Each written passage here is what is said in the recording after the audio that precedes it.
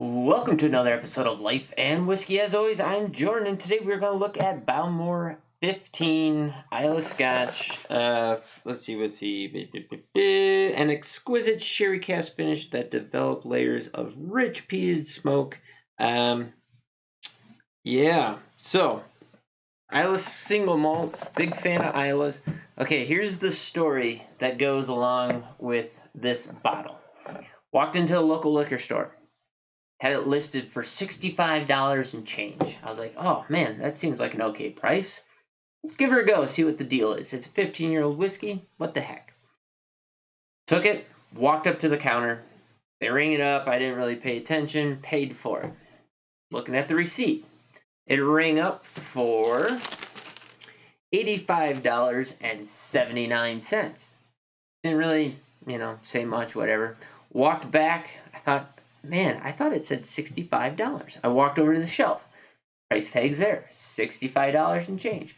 Walk back, say, hey, this bottle rang up for $85. It says $65 over on the shelf. Gal goes over, grabs the tag, and they have digital tags, rings it up and goes, nope, $85 is right, this price tag is wrong. Now, in most places, if they have the price marked wrong, they'll honor the price that they have it marked for. Not this time. They took me for the full $85. I should have just given it back and said, no thank you, sorry, walked out the door. However, kind of a coward when it comes to that stuff, and I kind of wanted the bottle, and so I just rolled over and took it. Shouldn't have done that. Since then, kind of looked around town. The truck stop where I normally get all my liquor, which is the cheaper place here in town, had it for like 72 or 73. Was in another liquor store the other day here locally in town, found it for actual $65. So there you go. Prices range, up to $20 or more on this particular bottle. I got taken for it, and lesson learned, right? Don't get taken. Make sure you stick to your guns on it. But there you go, $85.79 for Bowmore 15 Sherry Cask finish. Let's get into the bottle. I'll lick my wounds as I get into it. So my wife and I have been getting into, in particular, my wife, getting into wine, sherry cask, port cask, whatever kind of finishes, whether it be bourbon, rye, scotch of any sort. We got some really good ones, and while I'm talking on this, let me find just one bottle that my wife found. I'm going to review this one later. Now, if you look at the Whiskey Vault, Dan and Rex, they did a quick one-off review on this, I think during a Rare Whiskey Friday. I'm going to go ahead and say right now, even though this is not this episode, but it's coming up. This is Dry Fly out of Spokane, Washington. We used to live there briefly while my wife was going to school.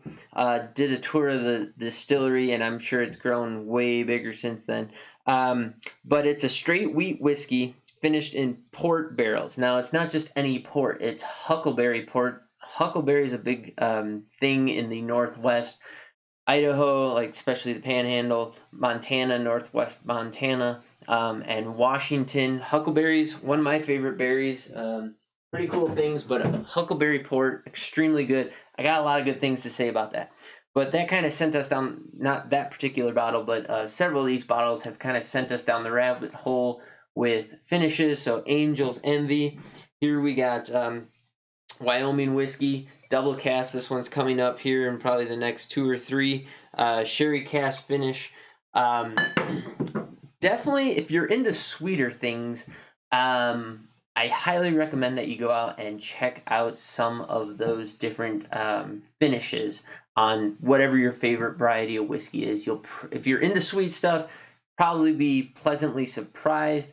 Some things go awry where they put stuff into wine barrels or whatever, and it just ends up tasting like wine with a little bit of whiskey in it. But something to keep your eye out for. Okay, here we go. Getting into the Bowmore 15 that I got taken for a ride on. In the nose, it's dark fruit, pretty heavy ethanol forward. Speaking of which, it is 43% ABV, so fairly low proof, but the ethanol is coming out of the glass, kind of covering up some of the different notes in there. I'm not really finding any smoke on the nose. Dark fruit, ethanol, a little bit of malt, a little bit of chocolate, I think. Like a dark raisin and chocolate. Definitely what I'm getting out of there. That's the dominant nose. If you said like a dark fruit cherry, covered, like chocolate covered cherry, I'd buy that as a note. Raisin for sure.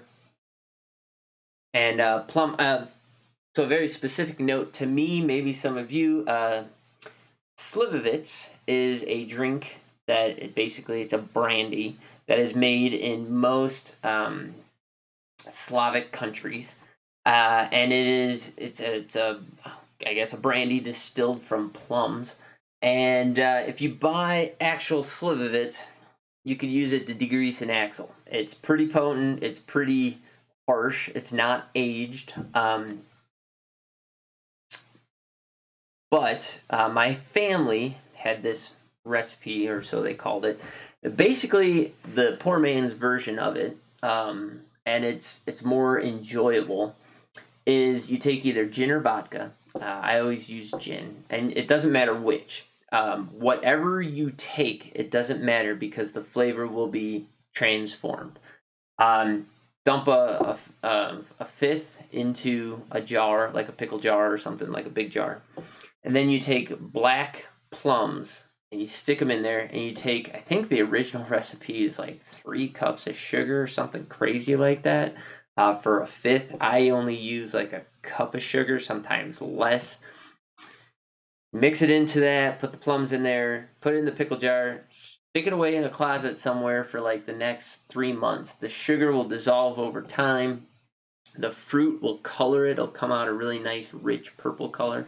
And the flavor is, I mean, you could put it on pancakes. It's sugary, syrupy, sweet, fruitiness, but pretty high alcohol content. Well, whatever alcohol you put in it.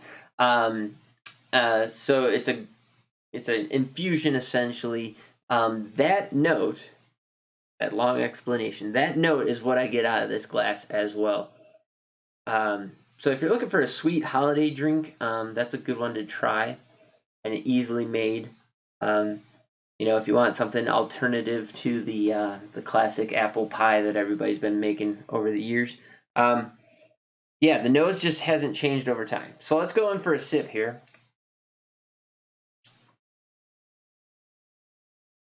Okay, it's very interesting.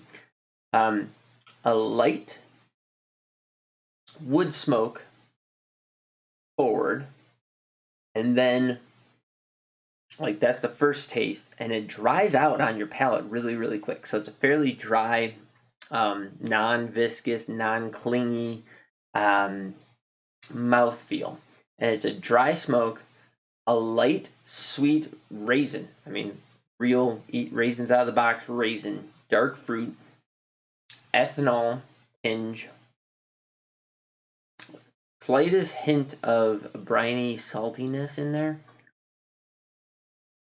That one's kind of hard because the palate. I'm going to take a sip of water. The palate's really dry on that one, which is kind of hiding some of this stuff. The nose didn't really change at all.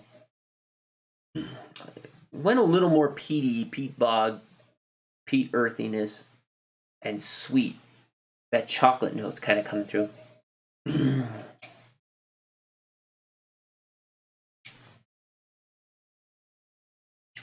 Smoke, dry, a little bit of sweet, sugary sweet. That fades really, really quick, goes back into a saltiness. Okay, so I do like this one. The dry factor covers up a lot of the flavors. In fact, we could put a drop of water in there. Ooh, that was probably way too much water. But that woke up the fruitiness in there, cut down on the smokiness. The smoke It didn't cover anything up. It just was the first flavor to hit. And that dryness just really kept me from being able to pick out and tease out some of the different flavors. I do really like this, though. It's not as complex as I would hope for. But let's see. I mean, that was a lot of water. So let's see what it did here.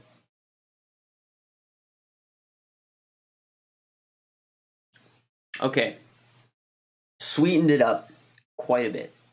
Now I'm getting like a sweet plum, a little bit of raisin in there. Smoke dissipated. Still there, but not as high. Getting a fair bit of salt in there. Brininess. The palate mouthfeel also kind of got distorted a little bit. It's no longer as dry. It's a little bit more clingy. There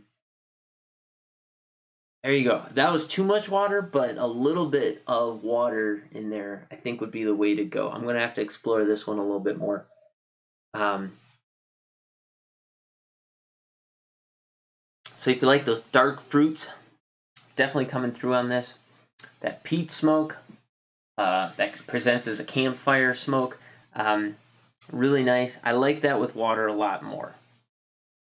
There you go. So for somewhere between $65, and I'll even go, because I've seen it in one of the other stores in town, as high as $95, you can pick up yourself a bottle of Bowmore 15 sherry cask finish. Really nice bottle. I would say it's worth it more on the lower end. So if you can buy it for $60, $70, worth it at that price. Probably not worth it at the higher price because there's a lot better bottles in that same price range. But a fan, don't get taken by the liquor stores.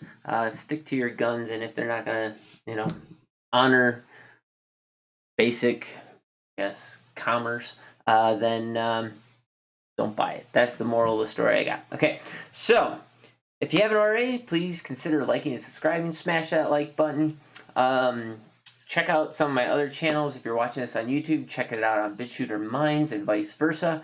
Appreciate everybody who is interacting with the videos. Haven't had a chance to respond back to stuff, but this video is not going to drop until well into 2022. It's October 22nd, 2021 right now. Getting ready to gear up. Headed out elk hunting next week on a rifle hunt. That will kind of finish up my hunting season for big game.